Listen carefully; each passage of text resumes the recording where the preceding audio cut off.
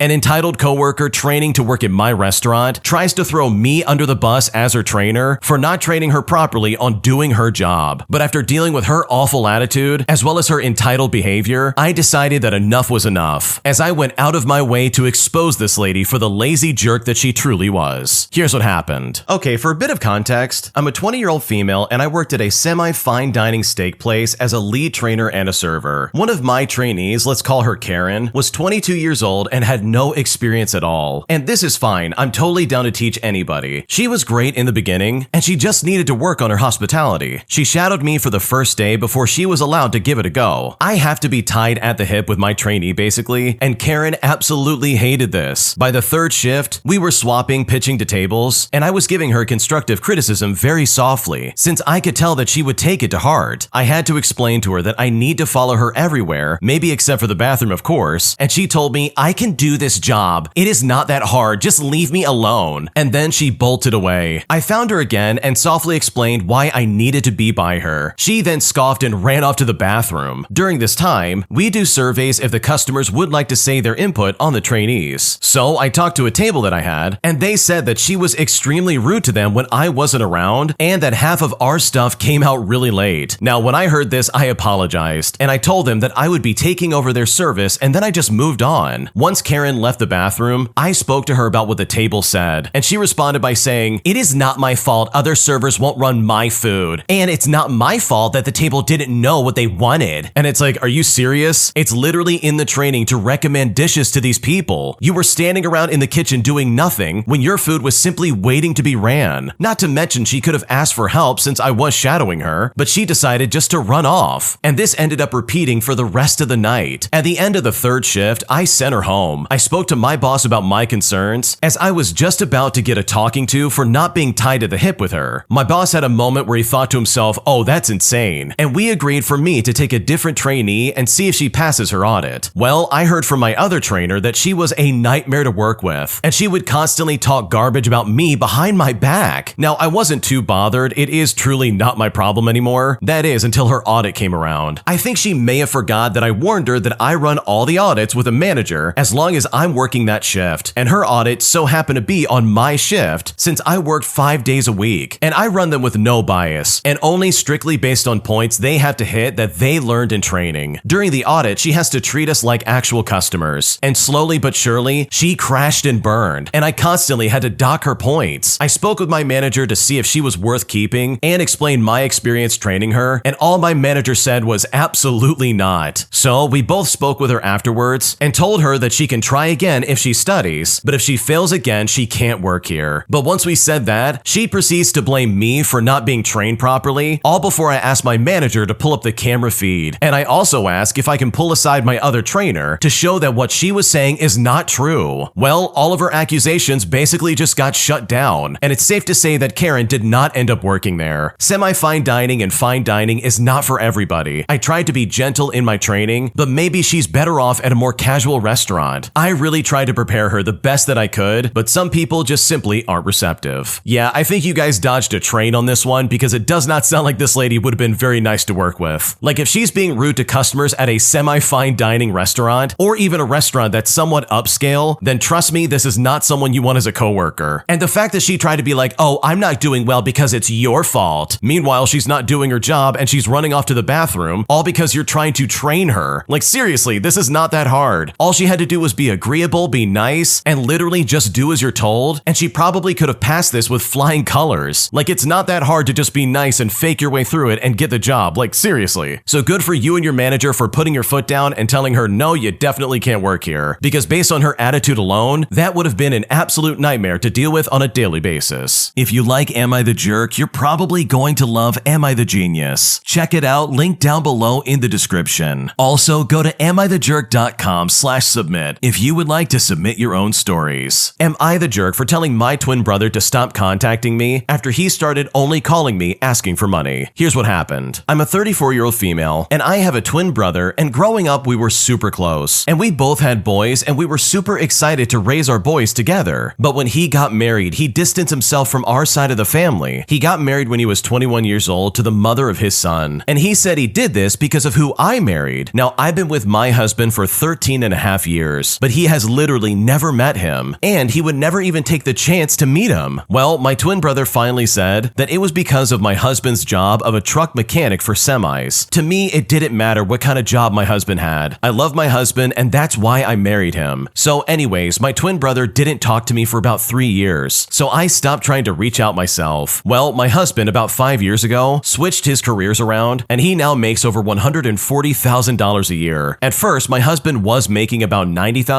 a year, but he's gotten promotions and he's gotten some raises. My twin brother got a divorce 2 years ago, and my dad was just so proud of my husband that my dad was mentioning to my twin brother how well he's doing in his new career. My husband worked his butt off. He decided to go back to school, and that's how he switched careers after graduating. My twin brother started contacting me again, and at first it was just talking about normal things, but then he started asking for money just here and there. However, I would always tell him no because we have kids of our own, and we have our own bills to take care of. About 6 months ago, he was only contacting me about asking for money, especially after he found out my husband got a promotion and a raise. But still, I would always say no. Then I would just stop answering his phone calls altogether because I knew he wanted money. Now, about 2 weeks ago, my twin brother called me again, but this time I decided to answer, and trust me, I know I really shouldn't have. When I picked up the phone, he asked me for $500 because he was getting evicted, but I told him I cannot help him for money and to please stop asking me for money. If you just wanted to call and talk to me, that would have been just fine. Well, my twin brother then started yelling at me. He told me that my husband makes more than enough money to help out my twin brother every once in a while. I told my twin brother absolutely not. We have kids of our own and we have bills of our own that we need to pay, and we have other things that we need to take care of ourselves. He then said that I am obviously not a very good twin sister because I won't help him out. And after he said that, I told him to never contact me again until he would get his crap together and realize that he needed to stop asking for money. After that, he got upset with me and then he hung up the phone. And I have since blocked him on everything, including social media. I don't know if I did the right thing, and this has really hurt me deep down having to do this. My husband said I did the right thing, but he understands how hard it is for me to do that. So am I the jerk in this situation? What should I do? No, you're definitely not the jerk. This guy not only blocks you out of your life because of your husband's job, but then he comes back later and says, oh, your husband's making more money now? Either give me $500 or you're not a good twin sister. Like, that is such an awful thing to do to a sibling. It's not even funny. And the fact that he would really try to guilt trip you of all people after you tried to have some kind of connection with him is just so insane to me. So no, you're definitely not the jerk. Your twin brother is absolutely out of line, and I definitely think you have it right. If this guy wants to call you, it better be about anything except for money, because that conversation is absolutely off the table. Am I the jerk for not bending over backwards for my parents in order to babysit my 18-year-old sister? Because right now they are very angry with me, and at this point I seriously don't know what to do. Here's what happened. I'm a 32-year-old female, and my grandparents and grandmothers are going on a week-long cruise starting at the end of the month. And they haven't mentioned anything about keeping tabs on my younger sister, but tonight, my mom texted me saying, I really need for you to watch your sister. Well, I told her that I'm going back to work literally at the beginning of next month, and I will be gone from 5:30 in the morning, and I won't be back in town until 5 o'clock p.m. Then I have a boot camp that I'm dedicated to. I told her maybe she can stay with me, so I can see her in the evenings and check in with her during the day. But apparently that just isn't good enough. Maybe I was a bit blunt over text messaging, but I honestly just don't understand what she wants me to do. My sister is 18 years old, by the way, and I physically can't be home until 5 o'clock p.m. My parents called me and I said that she can stay with me so I can see her in the evenings, and she won't have to sleep anywhere alone. But then my mom said, oh, so she's just gonna be alone? And I said, for most of the day, yes. She then said to me, okay, wow. And my dad was in the background yelling at me. Now, I am a people pleaser, and my parents put a lot of their responsibilities on me as a child. They are used to me bending over backwards for them and putting their needs and my sister's needs well before mine. And this is probably the first boundary I've ever set. Anyway, this whole situation pissed me off, and I said, this is wild, make it make sense to me, which made them even more mad. I then got off the phone and I blocked them for the night, because what I'm not going to do is let them stress me out. I mean, I came a long way with my mental health for this. So am I the jerk for not doing more and snapping at them? Is there something more that I could have done? What should I do? No, you're definitely not the jerk. Like, seriously, do they not realize that you have a job and a life of your own? They not only did not tell you in advance that they wanted you to do this, but they also tried to spring it on you and guilt trip you into what, quitting your job? Do they really expect you to sit at home with your sister and like babysit her? She is 18 years old after after all. Like, this is honestly not that big of a deal. She really should be able to take care of herself, and if she can't, then yeah, just go ahead and stay with you for like the duration of their stupid cruise. So for your mom and dad to be like, I can't believe you're letting her stay by herself all day, like that is literally just nonsense in my opinion, and that is completely neglectful to your work. So if I was in your shoes, I would have reacted the same way, because what they're asking of you, in my opinion, is completely insane. Today, I quit my job as a server after working in the business for over 30 years, because after dealing with some shady practices from my managers, I decided that enough was enough and that I was not going to be thrown around at their whim. Here's what happened. Okay, for a bit of backstory, I've been in the service industry for over 30 years, and I really love it. It brings me into close contact with all sorts of people from all walks of life, and that is something that I really value. I generally love people, and I always see the best in them until they show me different. But this story isn't about that. It's about the business side of all of it. Up until today, I worked for a chain pizza restaurant. It is in a college town and should be fairly busy all the time, but it isn't. The only reason I could find for this was that the pizzas are stupidly expensive. We're talking $30 for one pizza, and a lot of the servers I worked with just didn't care. During my day shift of serving, if I didn't get cut for lack of business, I would take home maybe $40. For the night shift on the weekend, with about 6 servers on, I would maybe make $100, and that's a big maybe. My living expenses are exorbitant, and money's not really an issue anyway, so the low pay was acceptable. While I was working hard, it was only a few hours a day, and it gave me plenty of time to pursue my real passion and what I went to school for, which was music. Recently, the company I worked for switched to a different payment system, which means that all my tips were collected and then sent to me via direct deposit the next day. Now, at first I was a bit bummed out because I like having instant cash every single day, and in the right establishment, that has been very lucrative for me. I also understood why the company was doing it. Keeping a large sum of money on hand to pay out credit card tips can be rough, and perhaps even dangerous for the business if it's robbed or something else. They officially rolled it out on Monday, so on Monday, I turned in all of my monies from my day shift and my night shift, and on Tuesday morning, they direct deposited $87 into my account. And I think to myself, okay, cool. Now I don't have to go to the bank all the time to deposit my cash. Except there was one problem. That was more money than they should have paid me out. When I asked what was going on with that, none of the store managers could explain to me why, or even how it all had gone wrong. My general manager informed me that while the company was probably going to ask for that money back, he knew that it was their mistake, and they wouldn't make me or the other 2 servers pay that money back. Well, on Wednesday, I walked into work, and I was told immediately that I had to pay back over $50 because they had messed up and paid me too much. And you know what? I just let out a laugh. I responded by saying, well, that's not what the general manager told me yesterday, so no, I don't think I will. Then my direct deposit for Tuesday's tips hit my bank, and guess what? I was short, and the money that they claimed was supposed to be my tip out and my actual net tip out were not what my checkout said it was supposed to be from the day before. And again, none of the managers could explain to me why, and I couldn't get corporate to give any answers either. Now, it was only 2 cents, so I wasn't really terribly concerned about any of that, but what did bother me is that the number they had for tips received didn't match the number for my checkout of the shift. It was off by a lot. When I showed this to my general manager, he said to me that's quite concerning, but that just didn't go any further. So after getting the runaround, I quit, because you know what? Screw that. The old system worked fine. I was never shorted or paid more than what I should have been paid. And then they switched, and instead of making sure there wouldn't be any issues before rolling it out, they just rolled it out anyways. Currently, there are 37 servers across 3 states having issues, and as far as I know, I'm the first one to quit. But I know for certain that the store I worked at is losing more servers, and I'm fairly certain that many more will follow suit. So let this be a lesson to you. It's your money that you worked very hard for. Do not let the company that you work for try to mess with it. And if they do and can't give you reasons as to why, you need to find another place to work, because this is shady business, and you do not need that in your life. Wow, the original poster has it 100% correct. These people were messing with this person's money, and they were literally giving them the runaround instead of giving them a solid answer as to why the money was wrong. Like, that literally is insane in my opinion, and there's no good excuse for that not being correct. Like, that's one of those things that needs to be right pretty much every time. Otherwise, the system, in my opinion, just falls apart. So good for you for standing your ground and saying, you know what, I don't need this. Because these people sound incredibly shady, and you definitely do not need that in your life. My entitled coworker intentionally spreads lies to everybody around the office, all because she was caught playing a mobile game on her phone. Here's what happened. Okay, I have a very annoying colleague who we will call Melanie for the the sake of the story. And trust me when I say this, me as well as the rest of the office can share 1,000 stories about her behavior. She was playing a mobile game with the sound on, and one other girl who we will call Valerie told her to put it on silent. Well, the first thing she did was scold Valerie for the times that she spoke to someone and Melanie got disturbed. Valerie then spoke to one of our other colleagues in her mother tongue. Now, they don't really do this when they are in a group, but when they are discussing something amongst each other, they prefer to use their native language. Well, this bothers Melanie too much because she comes to the office only to eavesdrop on everybody else, not to mention the fact that she severely is lagging behind in all of her work. Well, the next thing she does was tell everyone in the department, whoever is patient enough to listen to her, that Valerie has a problem with Melanie's message notifications, completely skipping out the part where she was playing a game on her phone. Then she caught me while I was having some tea. Surprisingly, or not really, she catches me on very specific days when she has something that she needs to tell me. This hasn't happened in a while, and I had a lot of work that day, so my guard was lower. Melanie then told me that Valerie was saying that I expose myself too much in the office and that my attire was inappropriate. Then she said that everyone in the department agrees. Now, most of the time, I ignore whatever comes out of Melanie's mouth, but due to too much stress, I immediately reported Valerie to my boss. For the record, I work at a university and mostly just wear crop tops and jeans or sometimes a sundress, which is very common in our department. The only difference is that I'm slightly curvy and I have a full head of frizzy curly hair, but no one in the department has ever made a comment, including my female boss. The boss was super supportive and told me that she'll take action against Valerie, but also suggested that I speak to her first. Now, I was not looking forward to that because Valerie is very much a junior to me and has always kept her distance. And you know what? I actually believe what Melanie said, even though I knew that Melanie must have twisted something. I definitely believe that Valerie must have made at least a small comment about my attire. So I didn't say anything and I went home for an extended weekend. And when I came back, my head was clear and I used the time that I had in my hands. Well, I finally called Valerie near my desk in full view of Melanie. And that's when Valerie told me that she asked Melanie to turn her phone on silent, and since then she's been on a hate mission against her, spreading all kinds of lies about her. And once Valerie said that, we both watched as Melanie practically ran out of the office, not even stopping to put on her bag properly. I then updated my boss, and I heard from my colleagues that Melanie came to the office super early the next morning, all in some kind of desperate effort to do damage control with my boss. Wow, Melanie sounds like an awful coworker. She is quite literally spreading lies around the office, all because somebody caught her playing a game on her phone. Like seriously, is it that big of a deal where you have to ruin relationships in the office because of your stupidity? I'm honestly blown away that she even still has a job, because in my opinion, that is something that is completely unforgivable. And hopefully, in the future, you don't have to deal with her ever again. Am I the jerk for telling my cousin to stop holding a grudge at me over something that I did when I was 7 years old? Because right now, the way she's acting is completely unreasonable, and at this point, I don't know what to do. I'm a 17-year-old female, and I have a 30-year-old cousin who we will call Amanda, who's always been seen as the black sheep of our family. She's neurodivergent and has more of an alternative style. Think bright hair, tattoos, and some piercings. We were never close because of the age gap, but our families wanted to be close-knit. When my cousin turned 20 years old, her family decided to visit us and celebrate her birthday together. Well, here's the problem. I was 7 years old at the time, and I threw a temper tantrum. I wanted to go to a different restaurant than the one my cousin had picked out, and I made such a fuss that everyone ended up staying home. Later, when they got cake for my cousin, I insisted on blowing out the candles myself, and my parents let me do it because they didn't want to deal with another meltdown and told my cousin that she was too old to be making a fuss over her birthday anyways. Honestly, I don't remember much from that day, but apparently it really hurt my cousin. She wasn't even allowed to celebrate with her friends like she wanted to because she had to come on that family trip. Fast forward to now, and I'm applying to colleges, specifically in the state where my cousin lives. Over the years, I've come to realize just how toxic some of our family dynamics are, and I reached out to my cousin to apologize for what happened when I was a kid. I told her that I understand now, and I asked if she could help me navigate things as I apply to schools in the area. Well, my cousin pretty much brushed me off and told me that she's still upset about what happened on her 20th birthday. I tried to explain that I was just a kid at the time and that I'm sorry, but she's holding on to a grudge like it happened yesterday. I told her she needs to let it go, but she seems really stuck on it. My parents think that she's being unreasonable, but I'm starting to wonder if I'm being insensitive to her feelings. So I really need to know, am I the jerk for telling my cousin to stop holding onto a grudge over something that I did when I was 7 years old? What should I do? No, you're definitely not the jerk. You're on the cusp of being an adult, and the fact fact that she wants to hold this against you, in my opinion, is insane. Because I don't know about you, but the way someone acts when they're 7 years old is not the same thing as when they're 17. Like, the original poster is quite literally a different person. So for your cousin to be like, no, I'm still bitter about my 20th birthday, like, that is really weird to me, and if anything, she should really direct that anger at the rest of her family and not at the child who was having a bad time. Because the way she's acting, in my opinion, is completely ridiculous. When you subscribe, make sure to hit the bell to turn on notifications. To finish listening to all the stories, check out the playlist at the top of the description. And if you want some chill music to put on in the background, check out easymode.com. If you like Am I the Jerk, subscribe to Am I the Genius. Everything will be linked down below in the description.